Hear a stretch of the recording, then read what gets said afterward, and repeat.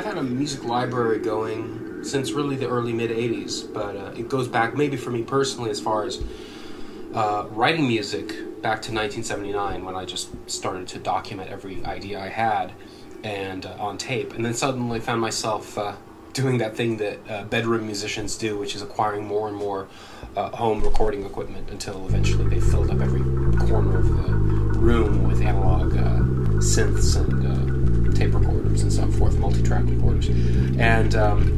I really began to invest in home studio equipment mostly just to kind of streamline the recording process and make kind of a user-friendly workflow for me, which, flashing forward to the present, has become kind of an unending process of really streamlining my work methods and trying to get everything to a point where I can compose very easily under the pressures of a deadline. I do actually find myself composing music for films and for commercials and radio and DVDs and business presentations as much as I create original music, just, for the pleasure of making it. And the ability to kind of research and find my own music in a database that I've created has really been much of the sort of the fruits of these many years of kind of collecting and building and archiving. So what I did was I took a body of work that I've been crafting basically since the age of 17 and began to put categories and tags into a WordPress blog that ultimately drives a search engine that allows me to pull music at random when I need it, to match it up to the emotional tone, the emotional character of a piece for a client, for a film. Just recently I did a piece for Talk About Epilepsy Weekend for the Epilepsy Foundation. They deal with a condition that is associated with quite a bit of stigma, and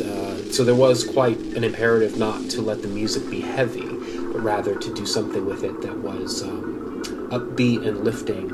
along with the voiceover that was provided by Greg Rundberg, who was their celebrity spokesperson. I received the voiceover, and I sort of had this blank canvas, and that's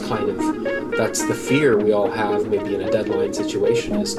what happens if no ideas ever come to you during that window? The worst feeling ever. I know I've hit that occasional writer's block moment during a deadline where I just don't know what to do, and we all do that. So developing this database was really about recognizing with the entire catalog of music that I've composed, which is over 2,000 pieces, what can I do with emotional signifiers such as the attitude of the music and the way it feels, down to the genres that it kind of works within, and any instruments that are used, and allow me to come up with a database that lets me quickly find solutions, which I can then use as a framework, as a kind of a foundation for a brand new piece. So this worked out quite well in that I was able to just type in a few upbeat sort of ideas and terms into my search and found a piece called Our Days Are Numbered, which very simply kind of just does, and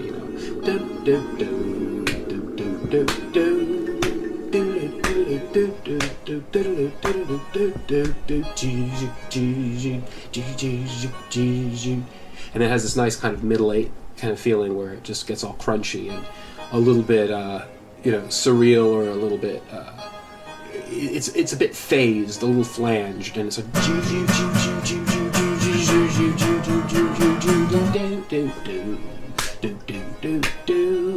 and it just kind of winds up very nicely as a piece that I was able to locate in an instantaneous search result of my own music. But this is something you do when you invest for many years into your own library. And having a library music strategy is really what's put all of what I sort of headed from as a sort of a bedroom hobby